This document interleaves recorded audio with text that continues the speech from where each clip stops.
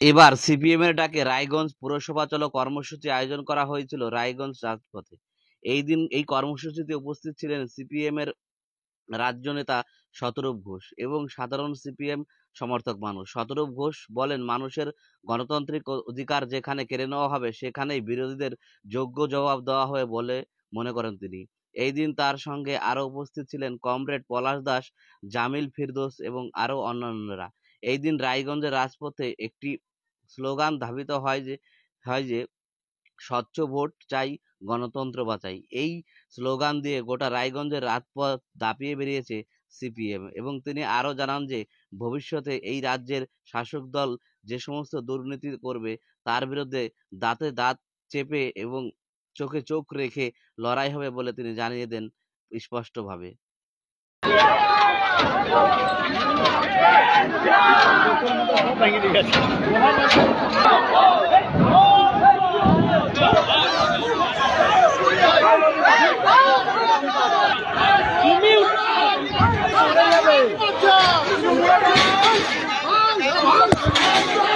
আমাদের পুরসভা অভিযান ছিল, আপনারা জানেন যে রায়গঞ্জ পুরসভায় ভোট হয় না। গায়ের জোরে পুরসভাকে দখল করা হয়েছিল 2017 সালে। তারপরও কতগুলো অ্যাডমিনিস্ট্রেটরকে বসিয়ে রেখে ভোট সারা পুরসভা চলছে। রায়গঞ্জের মানুষ ঠিক করে না রায়গঞ্জ পুরসভা কারা চালাবে। 2011 সালের পর থেকে নবান্নে বসে ঠিক হয়, কালীঘাটের কেনাশিল্পী অফিসে বসে ঠিক হয় রায়গঞ্জ পুরসভা কিভাবে চলবে। আমরা চাই রায়গঞ্জ পুরসভা রায়গঞ্জের মানুষের কাছে ফেরত আসবে।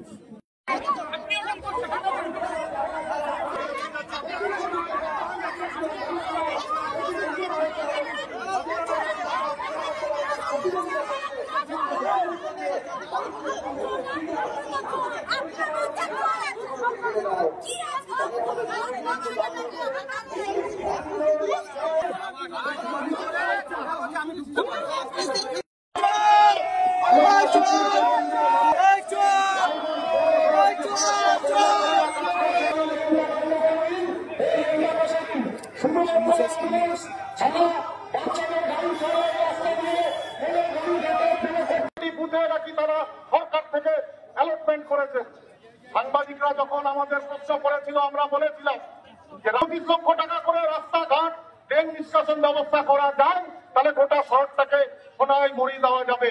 আর আজকে 15ই সেপ্টেম্বর আমরা দেখেছি লাল ঝান্ডা রাস্তায় নেমেছে, তাই কিছু কিছু রাস্তায় এরা ধোয়া ফেলছে। আপনারা জানেন রাস্তা খোঁড়া হচ্ছে, পাইপ ফোটানো হচ্ছে আলিবাড়ির মোড় থেকে।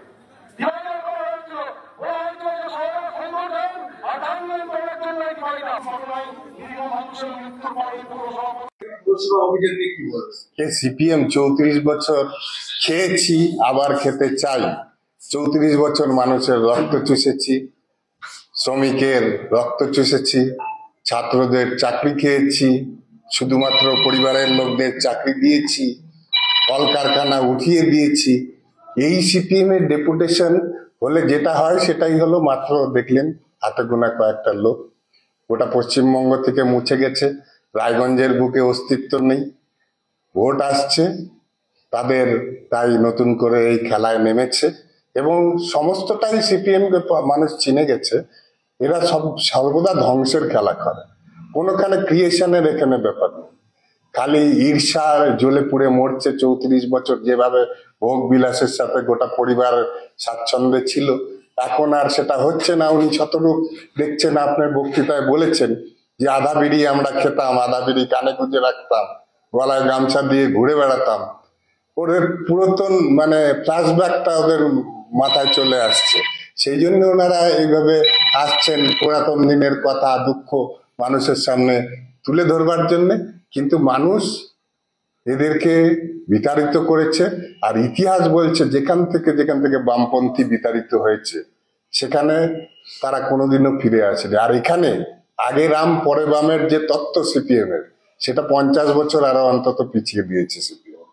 দাদা, আপনি গেট দিয়ে ঢোকার সময় আপনাকে ঘিরে ব্যাপক বিক্ষোভ হচ্ছিল দেখা গেছে। আমরা তো জানি, আমরা যখন আগে সিপিএম এর বিরুদ্ধে বা বামপন্থীদের বিরুদ্ধে ডেপুটেশন দিতাম, আমরা খুঁজে পেতাম না চেয়ারম্যান ভাইস চেয়ারম্যানকে, তারা পালিয়ে যেত। তা আমরা বুকটা সোজা করে যখন আমরা আসতে যাচ্ছি, তারা বলছে আপনাদের ঢুকতে দেবো না। এ তো একটা অসম্ভব ব্যাপার। আমাদের সময় আমরা বলতাম যে চেয়ারম্যানকে চাই, ভাইস চেয়ারম্যানকে চাই।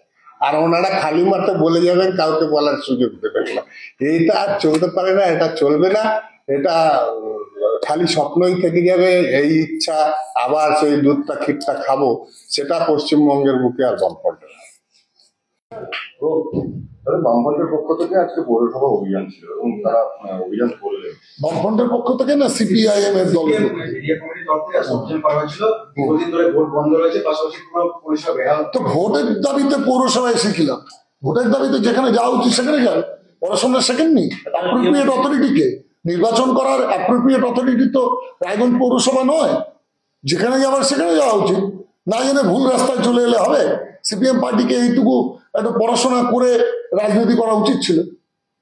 আজকে ওদের জন্য আজকে কত মানুষ আজকে পৌরসভায় আসেন, তারা ঢুকতে পারলেন না, গেটটা বন্ধ করে রেখে দিলেন, গেট দিয়ে কাউকে ঢুকতে দিলেন না।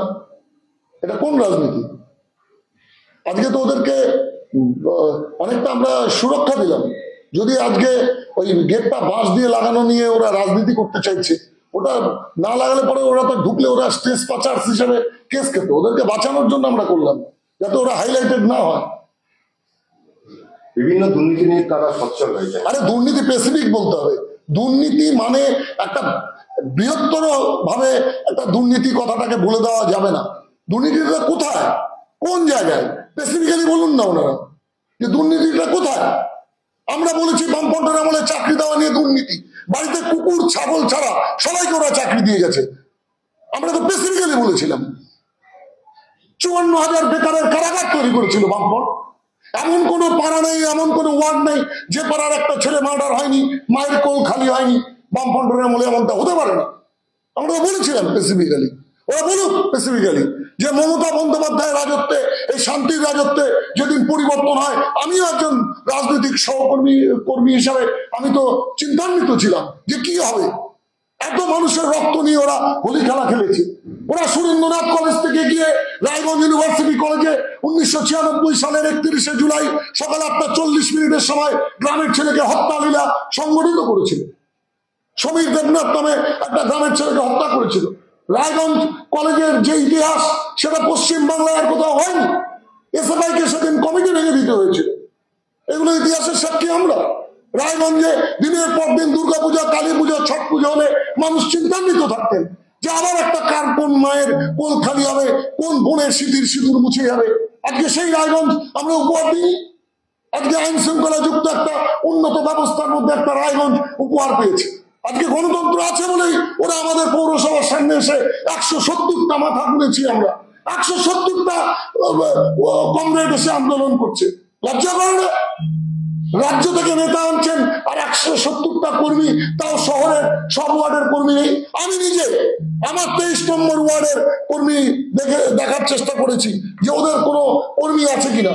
আমার ওয়ার্ড থেকে চাকরিজীবী 3টা মাত্র কর্মী এসছে, 2টা শিক্ষক আর একটা অশিক্ষক কর্মী। আমি নিজে ফলো আপ করেছি আমার 23 নম্বর ওয়ার্ড থেকে। আমার বিরুদ্ধে দাঁড়িয়ে যে 154 ভোট পেয়েছিল, only 154 votes।